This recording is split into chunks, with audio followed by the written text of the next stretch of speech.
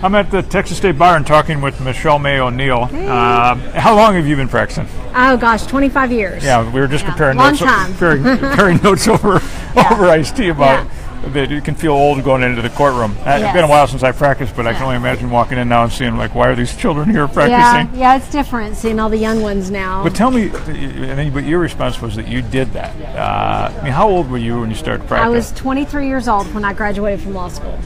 Yeah. So when you started practicing, you're 23 years old, and I'm imagining people that I are looked about barely 12. Barely get, look about 12. You don't look about that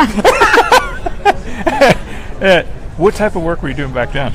So back then, about the only thing I could get that would credibly want me to represent them would be juvenile defense, mostly court-appointed juvenile defense, because I looked about 12 and I still talked the young people language and they still could relate to me.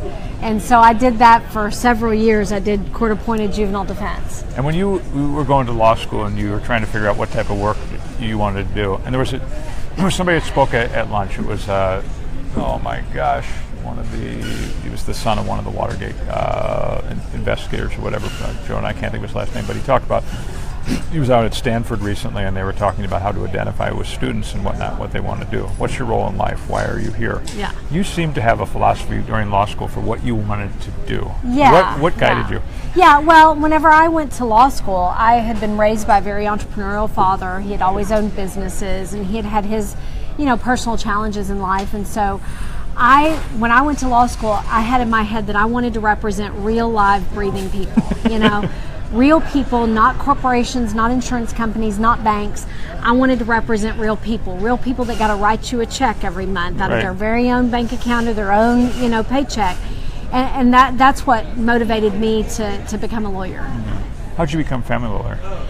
So, well, I was doing juvenile defense court appointments, some adult crime court appointments, and about the only thing that would hire me as a 23 or 4 or 5-year-old female lawyer was family law. I mean, there's a perception among many people that female lawyers make them seem more real in family court, whether it's men or women. A lot of times women are like, I don't want to deal with another man, so give me a female lawyer.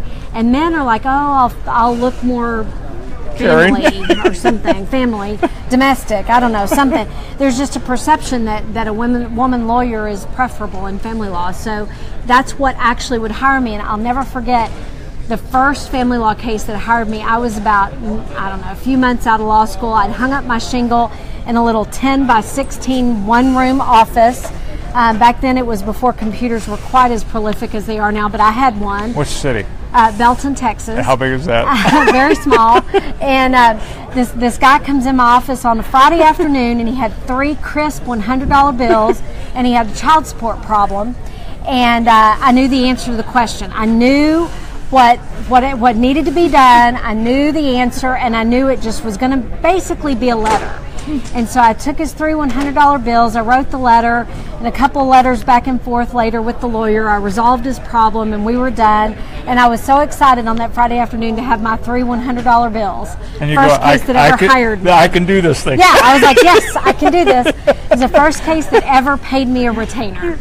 So. Yeah, I remember all these different moments that you have. You used a phrase just a second ago, though. You said, and a female lawyer in Texas. What do you mean by that? When you put those quotes around female lawyer? Well, I think at any level of our society, whether it's Texas or anywhere else, women have, had their struggles in society and in law. Law has typically been viewed by, some as a man's profession, and there have been struggles for women, coming up in the profession. And so, having been doing this 25 years, I have my own share of stories of things that happened as a female lawyer and being treated differently or less than the male counterparts. And thankfully, at least where I practice now in Dallas, I just don't see that. We have more female judges now than we have male judges, and a lot of female lawyers, and we're all just doing everything we can to further our profession. I'm going to ask you about blogging. How long have you been blogging? I have been blogging. I was blogging a few years before I went with your company. maybe 3 or 4, but I know I've been with your company probably 11 or 12, almost as long as you've been a company, I think. So yeah, I mean, probably 15 years, long time since. I think I was like 23 years old. Yeah, you were. Yeah, me too, right? Yeah, so long time. Yeah. What clicked and you said, gee, I'm going to start blogging? So whenever I started blogging, it was kind of a downturn in the economy, and I was struggling being a solo with how do I get my own business and break into kind of the good old boy network, you know. A lot of the referrals of cases and things would go to just a certain group or sector of lawyers, and I wanted to differentiate myself, and so I've always been a writer. I've got awards in law school for being a writer, and so I thought, well, I can write. And I was also bored. So you know, so blogging kind of was a natural fit for me, being a writer and kind of being able to showcase my own thoughts and opinions and my own authenticity in my writing and put it out there for people to see, so that when they saw me and who I was through my writing, maybe they'd get a warm, fuzzy, you know, feeling about me and want to hire me. Yeah, so I mean, I always called it as like an intimate relationship of trust. Yeah. It was established somehow with people out never meeting. So when they're going to come in, it's almost like they know you or they've read your stuff. I mean, I wasn't, you know, in the position where I met people at the country club or, you know, or whatever, and they got referred to me in those channels. So I had to create my own channel. And that long ago, I mean, blogging was so new that it was really an opportunity for me to differentiate myself. You know, I'm out speaking at law schools. I speak to a lot of recent law grads. There's tremendous fear, frustration, different things. And I talk about, well, there's never been a better time for you. And they look thinking I'm nuts. I said, you have the internet. And I said, we had this thing called Martin DeHubble Directory, and we could knock on doors or try to figure out the good old boy thing. What do you tell a young lawyer, you know, graduated from law school recently, and how do you build a name for yourself? You want to get out and hang a shingle up. Yeah, I mean, you know, it's hard, but it's also easier now than it's ever been, because you have the opportunity of the internet to be able to present yourself in a way that can distinguish you from big law firms, small law firms, well-known, experienced, you know, whatever, and reach the people directly, especially in a profession like mine. Where we represent real people. You can go find those real people. You know, people that are B2B, business to business type of lawyers. You know, their dynamic is different. But for B2C, business to consumer, where I represent consumers, the real people writing the check, you know, it's an opportunity where you can go straight to them. You're talking to them. Through the internet, the Google, through blogging, you know, whatever. Everything that is your presence, whether it's social media, Facebook, blogging, website, I mean, Twitter, Instagram, any of that is a direct conversation potentially with either your consumer or somebody who's going to know your consumer. It's a very big opportunity. A couple other questions, and it's really just educational information for lawyers that are faced with choices as to what to do. A lot of lawyers here today that might be blogging already, and they have a blog and they're in a firm, and the firm says, well, I really think we need to put your blog inside our website because it's going to cause everything to be wonderful for everybody, you included. Why do you say don't do it?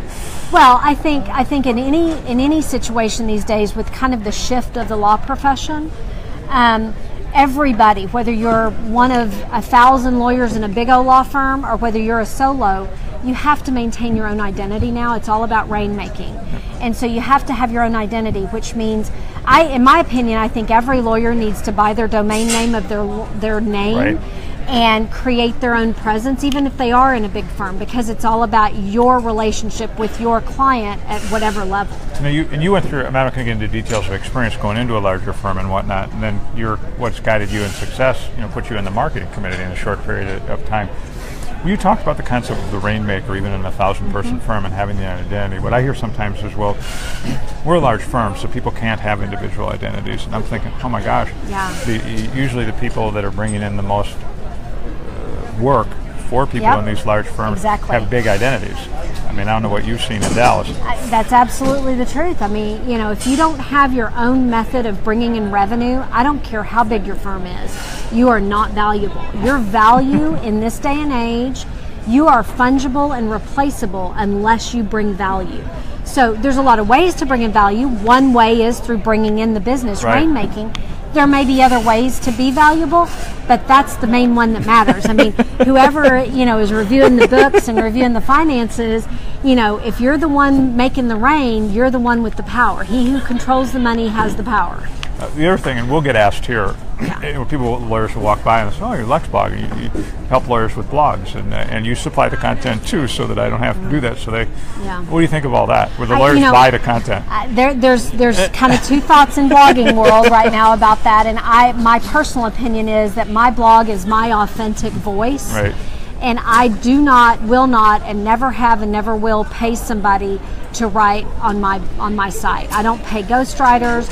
I don't allow guest posts. Now, if some of the lawyers in my firm want to write a post, I'll put them a byline and they'll author it. But I believe that when you see my byline on my blog, you know that that's my words, my thought. I wrote it, with my effort, and it's absolutely 100% my opinion. Last question I'll ask about blog. Has the blog worked as a revenue generator for you over the years? Yes, it has. It has. I mean, I think that there's kind of two ways of looking at that. One is building your reputation, making you the authority figure on your topic, and in that vein, you can't imagine all the young lawyers that I have that are my competitors, basically, or my firm's competitors, that read my blog as authoritative. I've had young lawyers tell me in firms that we have cases against. Well, when I start a research project, the first thing I do is go see if you've written on it and then go from there. And that's like the biggest compliment ever. The other side is the generation of work. In family law, the way I imagine it is that you have, a disgruntled spouse who goes to work on Monday morning having had a fight on Sunday night, and they sit down at their computer and they take a deep breath and they go, okay, this is it. Got to do something. Dallas divorce lawyer. And they type it in Google and hit send, and that pulls up some search results. But they also may type in, what happens to my retirement account if I commit adultery? That long tail search is way more likely to hit my blog, because I've blogged about adultery. I've blogged about retirement accounts. So that's the kind of question that people are going to have that are going to hit to my blog and then generate revenue for me. So then it's almost a more sophisticated search, because you may not want every 800 call on Dallas divorce lawyer, because you can't afford the staff that would take to screen those calls. One last question. We were talking about a group that you formed with women. I thought it was pretty cool. Hashtag Hell on Heels. Hell on Heels. Hi, girls. And what is Hell on Heels? So about a year ago, there's some family law groups on Facebook, private groups on Facebook, and some of us started hashtagging Hell on Heels in the group. So we created our own Facebook group and called it Hell on Heels, and we post about our shoes, yes we do, but we also post about women's empowerment and mentoring, and some of us more experienced lawyers giving some of the young solo lawyers out there, the young women that are struggling in our profession, a hand out, a hand up, guidance. What do I do about this? This judge did this, what should I do? Right. What if this lawyer's doing this? What should I do? So we've made it into an empowerment situation so that we can give back to those young women that I once was. I once was one of those women that had a solo firm and didn't really know what to do, And I wish that I had the resources that, some of these women have to be able to have access to me and other lawyers like me. But you're actually, you did already a conference, or what did you, Yes, I don't know if you called it even a conference. We did a CLE conference in Cancun in April. We have another one coming up in October, where we basically crowdsourced a CLE conference combining young lawyers and old lawyers into discussion panels where they talked about a topic and engaged everybody that was there in a topic.